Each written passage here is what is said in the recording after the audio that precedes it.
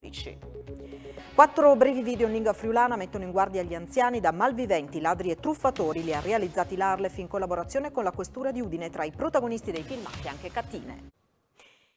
4 brevi video in lingua friulana per mettere in guardia gli anziani da ladri, malviventi e truffatori. Sono stati realizzati dall'Arlef in collaborazione con la Questura di Udine. Tra i protagonisti dei filmati anche Cattine.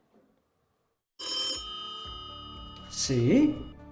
Se a mi telefoni e a mi dici che sono di une aziende o dalla polizia e in nasi une truffe, un rispondo che le clamio la polizia.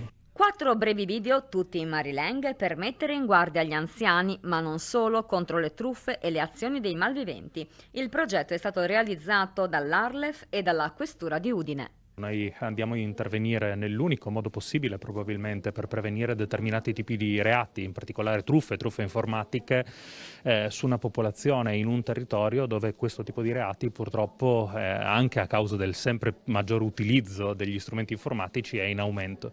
L'unico modo è fare cultura e per fare cultura bisogna arrivare a casa delle persone. Questi video verranno veicolati tramite chiaramente canali televisivi che sono sicuramente indispensabili, ma gireranno anche sui social network e potranno essere veicolati anche con sistemi peer-to-peer tipo WhatsApp, che è stato utilizzato parecchio, abbiamo visto, dalle fasce di età anche abbastanza anziane durante la pandemia. Tendono a rendere consapevoli, a informare tutte le persone dei rischi di alcuni rischi che si corrono e mettere ognuno in grado di proteggersi per evitare le insidie più frequenti.